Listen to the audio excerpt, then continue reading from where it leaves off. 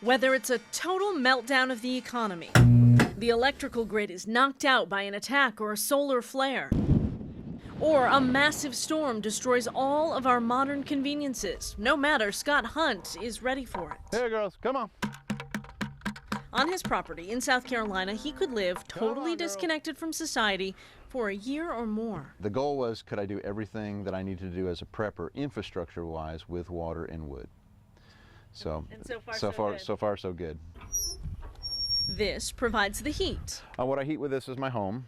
I can also heat my shop, heat a swimming pool, heat all of our domestic water. He grows his own food, can pump water to his home from various sources on his property using solar-powered pumps or hydraulic ones. This is how some city municipal water systems were developed before electricity.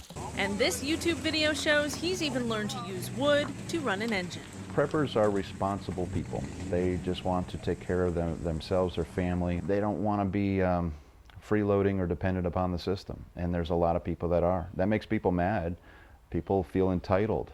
Preppers don't. Few of us have the money or the skill to do what Scott does, but he says that shouldn't be an excuse. Our customers are rational people, really. They are. Bill Starrett and his wife Jan invested all of their money into Carolina Readiness Supply, their store in western North Carolina. Their goal is to sell people exactly what they'd need to start prepping. I could probably prepare you for well under $1,000 for a year in food and water survival. At the very least, he says you should have rice, beans, cooking oil, spices, and multivitamins to last you a few months. But for those who want more, there's food with a shelf life over 20 years. Peas, mushrooms, carrots, corn. How long would one can probably last me? Every can is different. And several ways to purify water. You dip into the stream, pull the top off, and drink through the straw. And that clears out a majority of the bacteria. For all the microorganisms.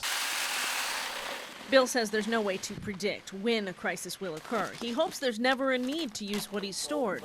But to do nothing just doesn't make sense to him. And Scott agrees. People that live in an urban area or the city use that as an excuse not to prepare. We say that's wrong. Everybody can store some food. Everybody can store water. And to those who don't, they say, Well, I'll pray for you. Because if disaster does strike, it's going to be too late to get started. Kristen Miranda, WBTV, on your side.